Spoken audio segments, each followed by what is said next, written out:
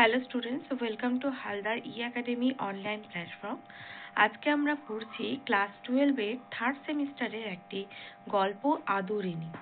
তোমাদেরকে প্রথমেই জানাই, আজকে যে গল্পটা আমরা পড়ব সেই গল্পটা গল্পাঞ্জলি নামক কাব্যগ্রন্থ থেকে নেওয়া হয়েছে।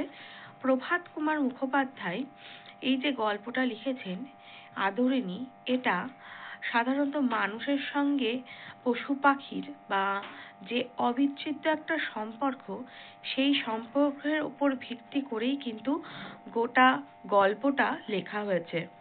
শুধুমাত্র পশু পাখি যে আমাদের সমাজের একটা সৃষ্টি তা নয়, তাদের ভেতরেও যে একটা মায়া থাকে, তারাও যে মানুষের সঙ্গে যুক্ত হতে পারে, সেইটাই কিন্তু এখানে দেখানো হয়েছে। এবং মানুষের সঙ্গে তার যে মেলবন্ধন, তার যে একটা আত্মিক সম্পর্ক, সেইটা কিন্তু পরিস্ফুটিত হয়েছে। আমরা যদি খেয়াল করি, এই যে পশু পাখির যে বন্ধনটা, এটা প্রায় আমাদের বৈদিক যুগ এবং তারও আগে হরপ্পা মহেঞ্জোদারোতে যে পশুপতি, যে শিব আমরা বলি, শিবকে আমরা প্রায় 4-5টা পশুর আশেপাশে, মানে 4-5টা পশু দ্বারা বেষ্টিত শিব ধ্যান করছে, সেরকম যোগী মূর্তি পেয়েছি, যেখানে বলা যায় যে পশুপতি অর্থাৎ আমাদের যে ঈশ্বর, যে শিব, তিনি হচ্ছেন সমস্ত পশুদের পতি, সমস্ত পশুর মধ্যেই তার বাস। শুধুমাত্র তাই নয়, তাছাড়াও আমরা আরো কিছু গল্প পড়েছি, যেমন শরৎচন্দ্রের মহেশ, সেইখানেও কিন্তু একটা মানুষের সঙ্গে একটা পশুর যে একটা প্রেম, সেটা কিন্তু পরিদর্শিত হয়েছে। একটা তার যে মেলবন্ধন, একটা আত্মিক সম্পর্ক, নিজের সন্তানের মতো সে তাকে ব্যবহারটা করছে, সেই জায়গাটাই কিন্তু এখানে দেখা হয়েছে। এখানে যে জয়রাম প্রধান যে চরিত্র এই আদরিণী গল্পে, জয়রাম মোক্তার, তার এবং আদরিণী এখানে একটা হস্তিনী, তো তার সঙ্গে জয়রাম মুক্তারের যে একটা সম্পর্ক, সেই সম্পর্কটাই কিন্তু এই গল্পের মধ্যে দিয়ে ফুটে উঠেছে। তো চলো আজকের যে ক্লাসটা সেটা শুরু করা যায়। মূল যে পাঠ্যাংশ, সেটা আসার আগে আমরা একটু লেখকের সম্পর্কে জানবো, তারপরে কিন্তু মূল যে গল্প সেই গল্পে আসবো। তো চলো আমাদের আজকের ক্লাসটি শুরু করা যাক। তো প্রভাত কুমার মুখোপাধ্যায়, তার জন্ম হচ্ছে 3রা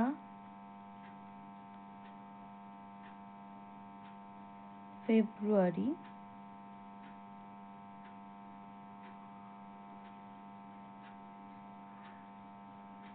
1873 সালে এবং মৃত্যু হচ্ছে 5ই এপ্রিল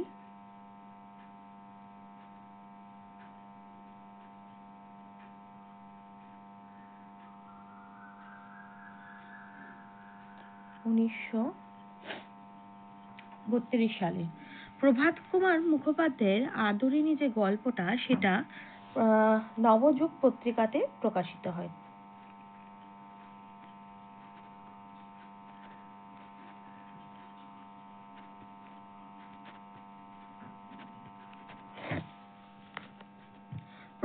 তিনি একজন প্রখ্যাত ঔপন্যাসিক এবং ছোট গল্পকার ছিলেন। এছাড়াও তার আরো উপন্যাস হচ্ছে রমা সুন্দরী উপন্যাস, রত্নদ্বীপ উপন্যাস প্রভৃতি। যে মূল গ্রন্থ থেকে নেওয়া হয়েছে, সেটা হচ্ছে মূল যে দুটো গ্রন্থ, সেটা হচ্ছে মহেশ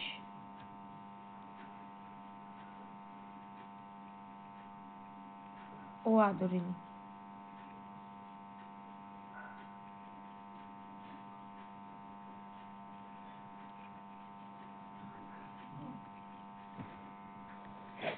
এই যে আদরিণী গল্পটা, সেটা প্রথম প্রকাশিত হয় হচ্ছে প্রথম একদম সাহিত্য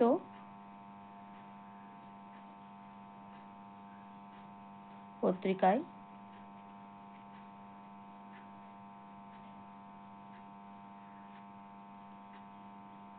1320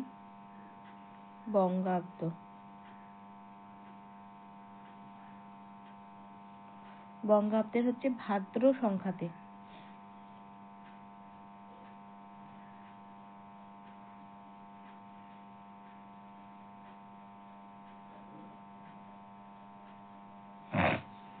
ঠিক আছে।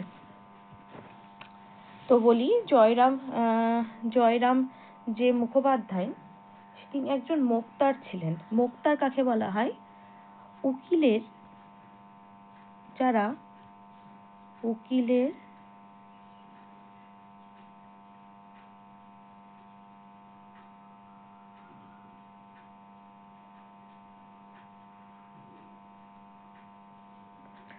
সহকারী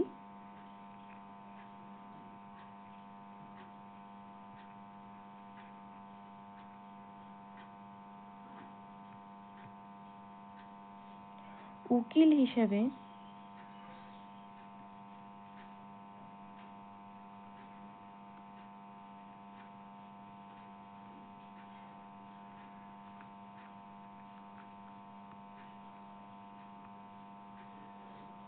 কাজ করে।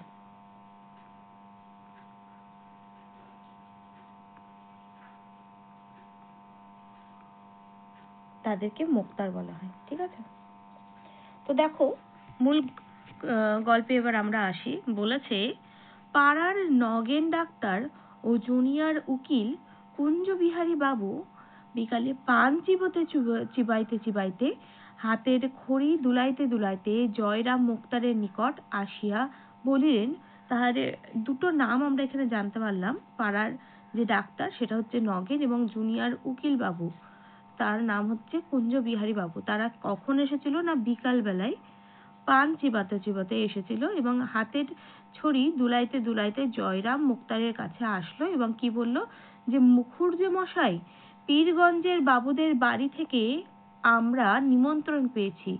এই সোমবার দিন মেজবাবুর মেয়ের বিয়ে। তা কবে, কোথাকার বাবু? না পীরগঞ্জের যে বাবু তার বাড়ি থেকে নিমন্ত্রণ পাওয়া গেছে। কি নিমন্ত্রণ? না সেই বাড়ির যে মেজবাবু আছে সেই মেজবাবুর মেয়ের বিয়ে। কবে? না সোমবার। এইগুলো খুব ছোট ছোট এখান থেকে প্রশ্ন তো আসবেই।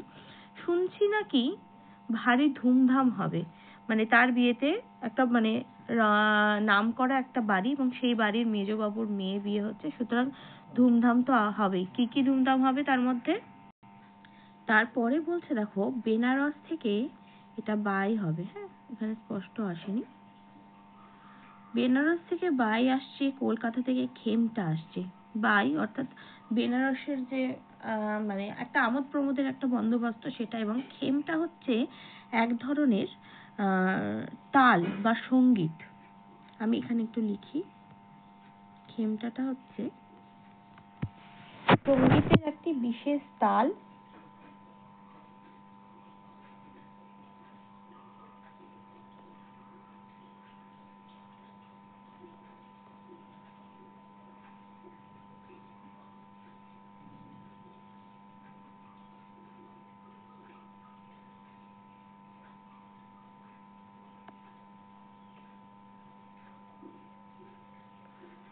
ও নাচ।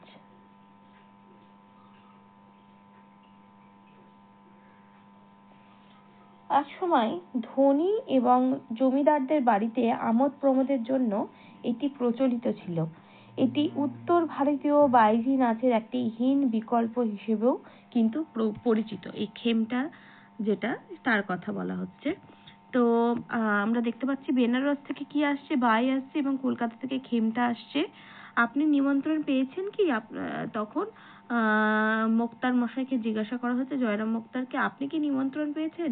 জয়রামের যে চরিত্রটা সেটা আমরা দেখব যে খুব হঠকারিতা, খুব অল্পতেই রেগে যায়, আবার রাগও পড়ে যায়, খুব সহজ সরল একটা সাবলীল একটা মানুষ, যার মধ্যে জটিলতা তো কমই রয়েছে, বরং খামখেয়ালি একটু, কিন্তু এই মুহূর্তেই রাগ, এই মুহূর্তেই সেটা জল হয়ে যাচ্ছে, এই মুহূর্তেই তোমাকে বকছে, ওই মুহূর্তেই হয়তো তোমাকে আবার স্নেহ করে কাছে ডেকে আদর করছে। তো এই যে চরিত্রটার মধ্যে কিন্তু এই একটা বাচ্চা স্বভাবের মানুষকে কিন্তু দেখা হয়েছে, যার চরিত্রের মধ্যে কোনো জটিলতা নেই।